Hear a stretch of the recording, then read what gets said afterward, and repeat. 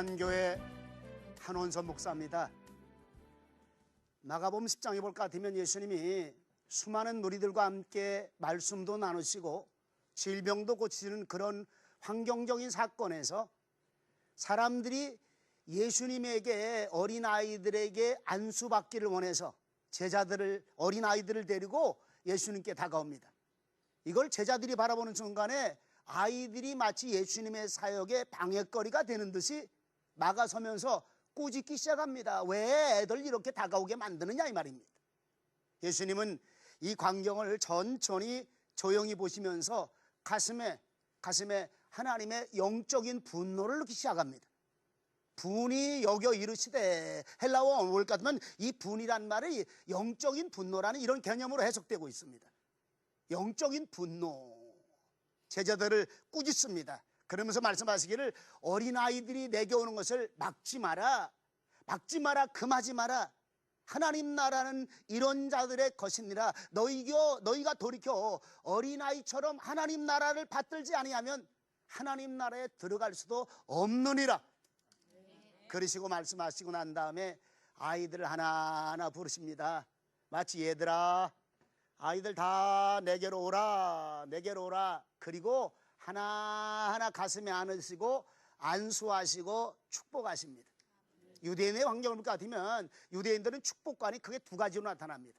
하나는 무엇인가 하면 하나님의 말씀을 지켜 행하도록 부모가 자녀를 날마다 가르치는 거예요. 말씀을 잘 지켜 행하는 이 기둥이 첫 번째 기둥. 이렇게 살 때 하나님의 축복이 임하리라 하는 그들의 축복관입니다. 성경적입니다.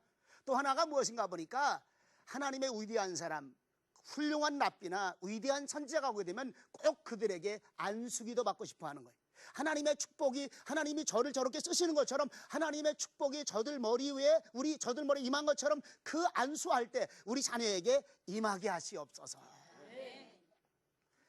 오늘 이런 마음에서 데리고 나온 거예요. 근데 오늘 제자들의 사건을 우리가 좀 깊이 있게 볼 수가 있어요.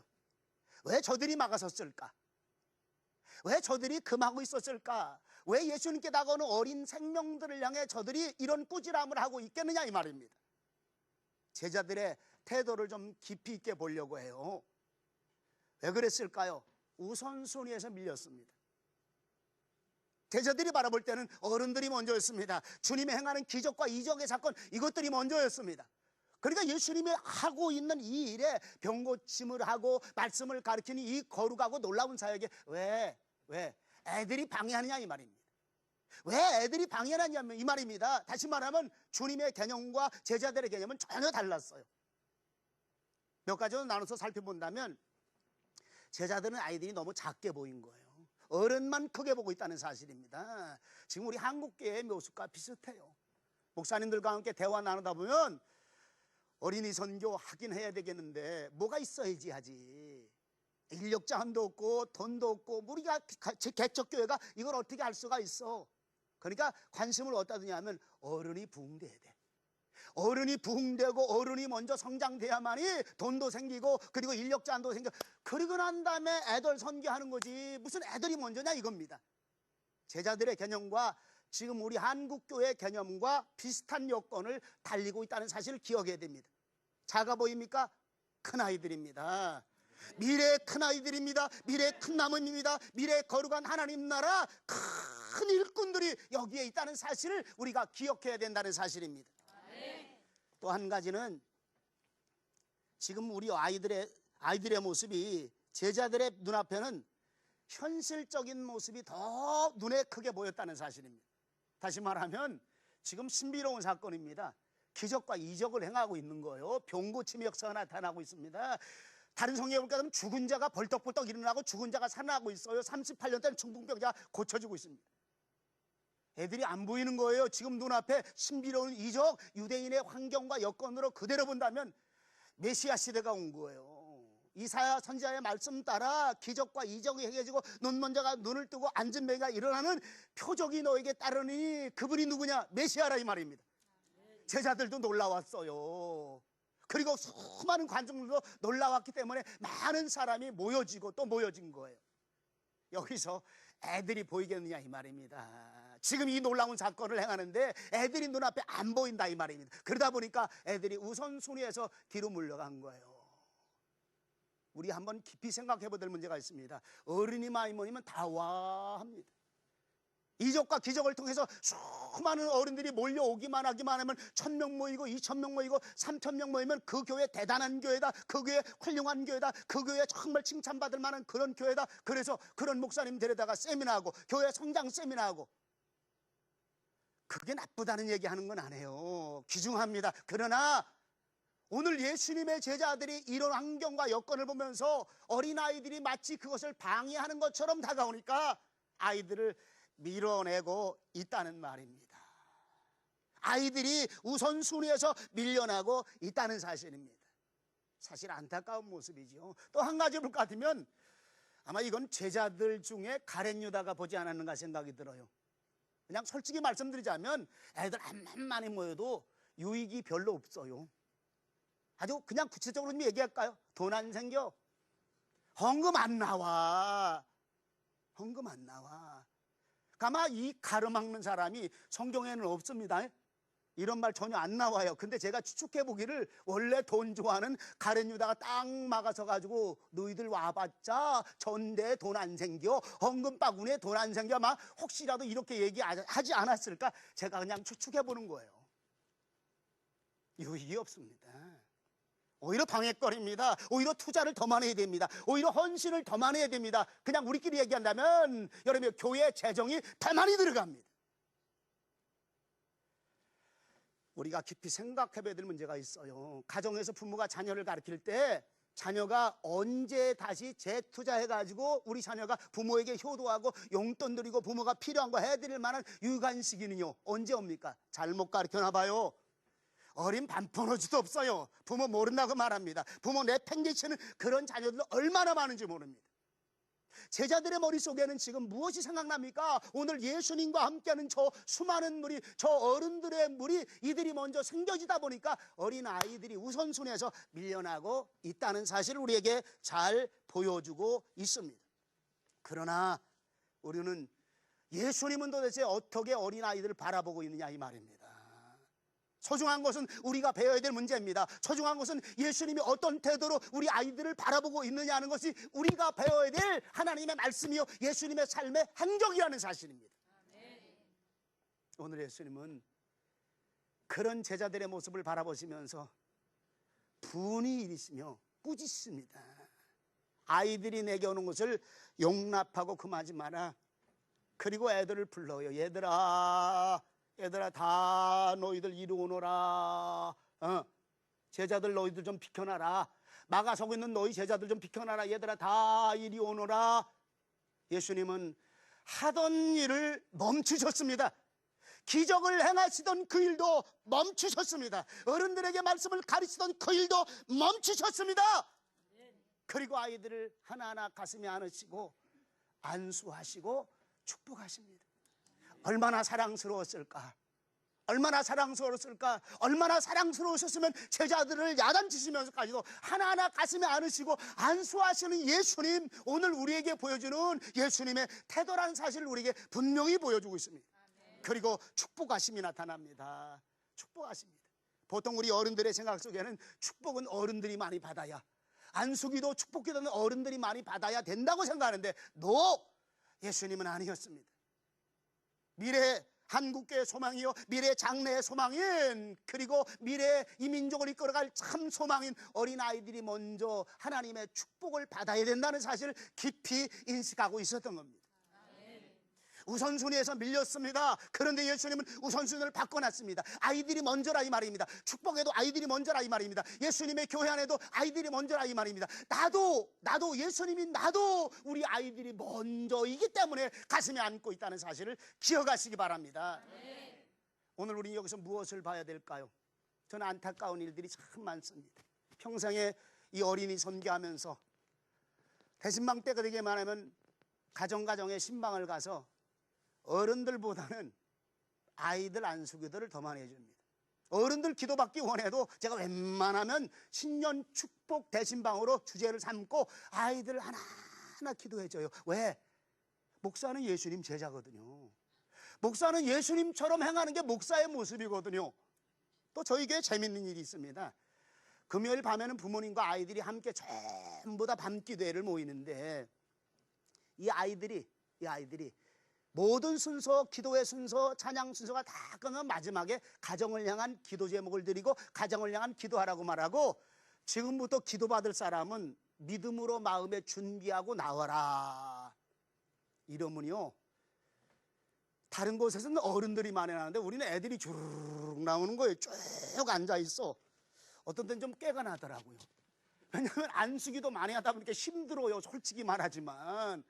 근데 이것들이 또 전부 다 앞에 나와 있는 거야. 이런 마음 가지고 딱 머리에 손을 얹으려면요, 주님 마음이 기억나는 거예요. 어린아이들을 가슴에 안으시고 축복하시더라. 주님, 우리 아이들을 통해서 하나님 나라가 역사 이루어지게 하시고 하나님 말씀의 능력 있는 자가 되기 위해서 지혜와 청명의 머리를 활짝활짝 열어주시고 주님 나라 위에 큰 일꾼 나오게 하시옵소서. 큰 축복 받게 하시옵소서. 하나하나 안수기도 하면요, 땀이 흘러내리기 시작합니다. 왜? 주님이 어린아이를 사랑하셨습니다. 축복은 우리 아이들이 먼저 받아야 된다 이 말입니다. 그래야 오래 쓰임 받잖아요. 어른이 축복받으면 60 되신 분은 글쎄 강건하면 80이 됐으니까 한 20년밖에 못 쓰임 받는다니까. 40에 축복받으면요 80살까지, 아니 요즘엔 100세 시대라고 말하니까 그래도 한 60년 쓰임 받겠네. 근데 애들은요, 어릴 때보다 복받아 잘 크면 그의 평생 80평생을 온전히 하나님께 쓰임 받는다는 거.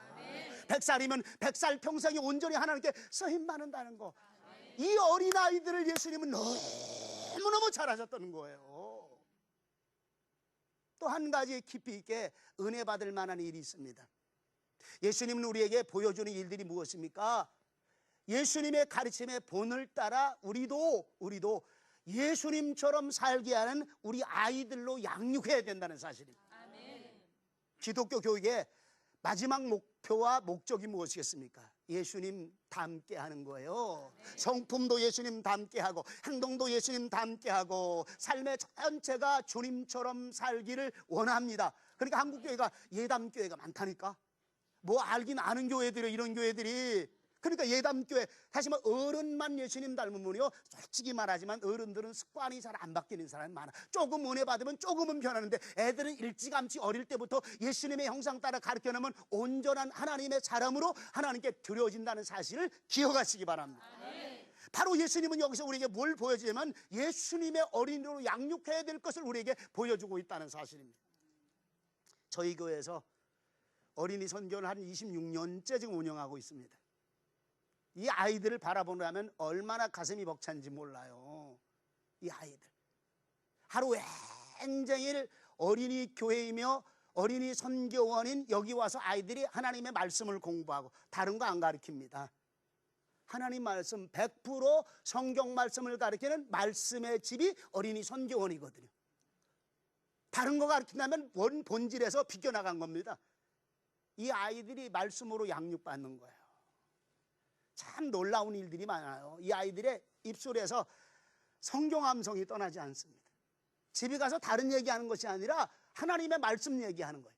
그래서 저희가 수년간 골똘히 연구하면서 예수님의 어린이라는 책자를 30권을 만들었습니다.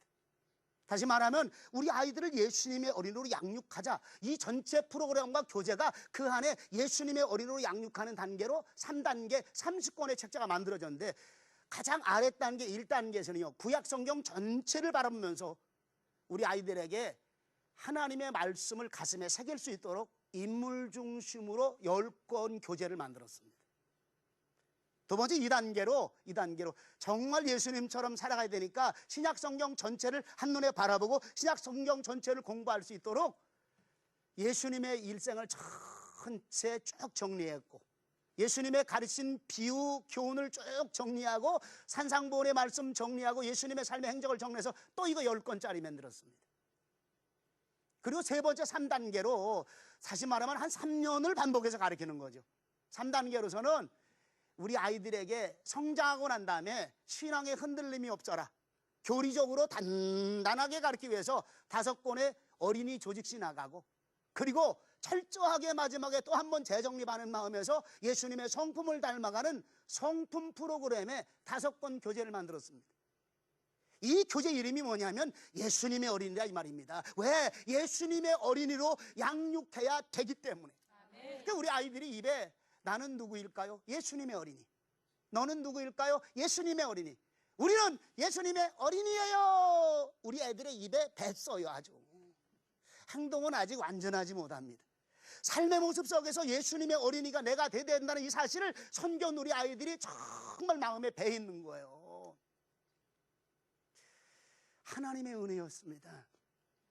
하나님의 은혜가 아니고서는 이 일을 이룰 수가 없었습니다. 말씀의 집 어린이 선견, 어린이 교회를 통해서 말씀을 가르치고 말씀을 통해서 예수님의 어린이로 양육하는 이 일들이 한국 교회 안에 필요하다는 사실을 인식시키고 싶습니다. 더 재밌는 사건이 하나 있어요. 우리 교회 아이 하나가 3살 때부터 기저귀 차고 선교원에 온 거예요. 근데 이 집의 할아버지가 참 예수 믿는 것을 아주 적극적으로 반대하시는 분이야. 참 오랫동안 반대하시더라고. 근데 이 3살짜리가 선교원에 온 겁니다. 뭐 배워요? 날마다 예수님의 어린이 배우고 말씀 배우고 찬양 배우는 거야. 성경 암송을 참 어린아이인데 3살짜리인데 그렇게 잘하는 거예요. 대토야 하나님이 톤티들 탕토하됩니다. 말이 안 되잖아요. 언어가 안 되는 이 말 가지고 시편 1편을 암송하고 시편 23편을 암송하고 예수께서 산에 올라가 앉으시니 제다 온지다. 3살 땐 요렇게 암송하더니 지금 4살이거든요. 지금은요 6학년짜리 아이들의 언어하고 하나 딸릴 거 없어. 대화를 하는데 4학년 5학년 언니들과 말하는데 언어가 딸리는 게 없다니까 이 아이가. 근데 재밌는 사건이 뭐냐면 할아버지가 이 아이를 보면서 너무 기가 막힌 거예요. 집에 오기만 하면 선견에서 부른 말씀 찬송이 있어요. 그걸 그렇게 불러대고 할아버지 이리 와보라는 거예요. 그 예수님의 어린이 교재 뒷부분에요 쪽책으로 만드는 게 뭐냐면 성경 이야기 핸드북이 있어요. 그걸 들고 와서 할아버지 내가 이거 못 읽으니까 할아버지 읽어달라는 거예요. 할아버지 읽어달. 애가 너무 이쁘잖아. 할아버지 할머니가 누구한테 져요? 그럼 손주한테 진다니까. 할아버지 마음이 변하기 시작합니다. 애가 천재일세. 확실히 신앙교육 시키니까 애가 달라질세. 그렇게 반대하고 또 술만 잡수기만 하면 잔소리. 예비당 반대 얘기를 그렇게 많이 하시는 분이 발걸음이 교회로 옮기기 시작한 거예요. 왜? 손주가 이쁘니까. 손주가 발표하고 손주가 찬양하기만 하면 발걸음이 교회로 오는 거야. 왜? 우리 손주 보고 싶어서. 한 번은 이런 얘기를 하더라고요. 아무래도 우리 손주가 이거 천재니까 목사님한테 가가지고 천재로 계속 연결해서 가르치려면 어떻게 가르쳐야 되나 좀 물어보라고. 하나님의 은혜였습니다. 아이 하나가 변하니까 가정이 변합니다. 아이 하나가 변하니까 할아버지가 변합니다. 아이 하나가 변하니까 가족 식구들이 신앙이 날마다 늘어가는데 하나님의 역사였습니다. 아이들 때문에 나타난 그런 일들이었습니다. 여러분들이요 그냥 되어지는 일은 아니었습니다. 주님의 말씀 따라 엮어지던 그런 일들이었습니다. 하나님의 말씀 교제가 하나님의 말씀으로 가르치는 예수님의 형상 따라 양육하는 이 거룩한 일들이 교회 안에 있어지니까 우리 교회 전체 분위기가 변하는 거예요. 저희 교회가 오후 예배가 되기만 하면 오후 예배를 1시간 40분 드립니다. 100분. 누가 그러더라고요. 아니 목사님 오후 예배 100분씩 드리면 교인들 안 모이는 거 아닙니까? 이렇게 묻더라고. 근데 저희 교회는요 오후 예배가 거의 70~80%가 모여요. 근데 그 얘기는 전부 다 지내버리고 중요한 얘기만 하려고 그래요. 다 끝나고 나면 제가 이제 축도합니다. 축도 딱 하고 나면 우리 교회 아이들이 어린 아이들이 3살짜리 아니 먼저 번에는 돌진한 2살짜리가 나왔어. 아이 찬양도 못하면서 그냥 서서 진오빠 손 붙잡고 이러고 좌우로 살펴 요래고 있는 거예요. 애들이 몰려 나옵니다. 쭉 나오면요 연습한 찬양팀이 아니야. 요 찬양팀을 말씀의 집 찬양팀이라고 이렇게 말합니다. 말씀 찬양팀, 말씀의 집 찬양팀인데 2살짜리부터 9살짜리 초등학교 2학년 아이들에게 쭉 쓰면 앞에 강단에 저기서부터 쭉 쓰는 거야. 그리고 선교원에서 배운 말씀 찬양이 있어요. 이걸 4곡 5곡씩 부릅니다. 익숙하게 숙달시킨 거 없어요. 그냥 저들이 부르던 거, 이거 부르자 반주만 하게만 하면 저들이 노래가 나오는데 얼마나 열심히 신나게 하는지 모르는데, 너무 재밌는 사건 중에 하나가 100분 동안 말씀 공부하고 예배 드리니까 우리 교인들이 얼굴이 끝날 때 되면 이렇게 해서 얼굴 굳어 있어요. 지루하다 이거지. 지루하다. 근데 갈 때는 기쁨으로 가야 될 거 아니에요. 이 찬송 보고 있느라면요, 제가 성도들 얼굴 이렇게 좀 쳐다봐요. 얼굴이 변합니다. 얼굴이 환해져. 좀 동그란 사람은 달덩어리로 변하더라고. 보름달 사춘이 돼버리더라고. 밝아지기 시작합니다. 그리고 마지막 돌아갈 때 기쁨으로 가정으로 돌아가는 모습을 저는 발견해 봅니다. 뭐 때문일까요? 우리 아이들이 변화되고 난 다음에, 우리 아이들이 하나님 말씀으로 양육되어지고 난 다음에 나타난 사건이었습니다. 너무 재밌는 것은요, 이 아이들이 가정에 가기만 하면 내가 성경 말씀을 잘 읽고 글을 잘 읽는 애들은 그쪽 성경책 핸드폰을 가지고 엄마, 할아버지 대답하고 내가 읽어줄 테니까 들어보라 이거요. 그러다 어느 한순간에 책을 딱 놓고 선생님에게 들었던 스토리텔링을 구현을 시작하는 거야. 얘가 선생님하고 거의 흡사하게 똑같이 하더라고. 자기 선생님하고 똑같이. 그리고 애가 구석에서 뭘 가지고 노는데 열심히 노래를 부르는 거야. 열심히 노래. 이게 혹시라도 유행가 안 부를까? 세상 노래 안 부를까? 들어보면요, 말씀 찬양을 드리고 있는 거야. 이스라엘아 들으라, 우리 하나님 여호와는 한 분이시니 너는 마음을 다하고. 오래 부르면 안 되니까 애들이 찬송을 부르고 있는 거예요. 구석구석에서. 전 이게 우리 교회만 나타난 사건인 줄 알았는데, 전국의 어린이 선견 연합회 때 선생님들과 원장들 함께 하니까 목사님 맞아요, 우리 애들이 지금 노래를 부르고 있는데 세상 노래가 이제 입에서 다 떠나가 버리고 말았습니다. 애들이 말씀이 입에 붙어 있었습니다. 여러분들이요, 우리에게 무엇을 가르쳐 줍니까? 주님의 어린이로 양육하는 거룩한 사역, 주님의 명령이었습니다. 어린아이들을 가슴에 안으시고 안수하시고 축복하신 그 주님, 다음 세대 어린아이들을 예수님의 어린이로 양육하기를 원하고 계시다는 이 놀라운 사실, 우리 다시 한번 가슴에 새기면서 주님, 이 땅의 어린이를 예수님의 어린이로 양육하는 일에 힘쓰겠습니다. 힘쓰겠습니다. 감사합니다.